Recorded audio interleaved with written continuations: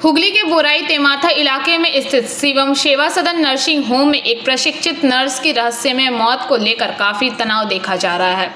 उसने पिछले साल बेंगलोर में JNM नर्सिंग प्रशिक्षण की परीक्षा दी थी। वह प्रमाण पत्र प्राप्त करने के लिए इस नर्सिंग होम में काम करने आए थे। नंदीग्राम के रायनगर निवासी दीपाली जाना नाम की यह नर्स 3 दिन पहले ही इस नर्सिंग होम में काम शुरू की थी।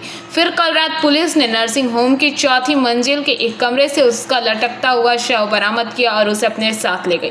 परिवार का आरोप है कि पुलिस ने उनके आने से पहले इस शव को इतनी जल्दी क्यों उठा लिया।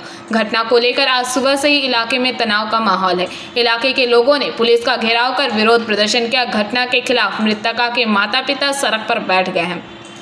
इलाके के लोगों ने सड़क जाम कर पुलिस के सामने विरोध प्रदर्शन किया।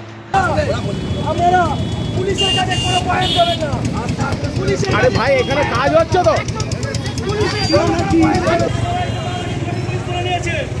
ফোন করে বডি নিয়ে যাবে এখান থেকে বডি নিয়ে যাবে কেন বডি নিয়ে যাবে কার কথা বলে বডি নিয়ে যাবে অর্ডার কে দাও চাই আমার মেয়ের বিচার চাই আমার মেয়ের বিচার চাই আমি কেন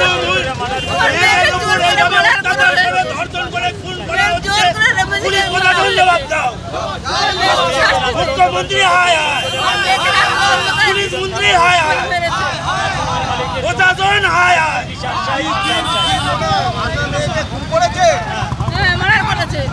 রাস্তা বন্ধ করে আপনার মেয়ে এখানে কি কাজে এসেছিল পেটের জন্য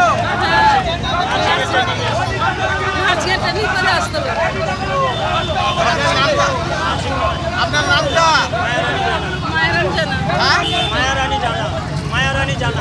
মায়ারানী জানা। Bureau report PBTV news.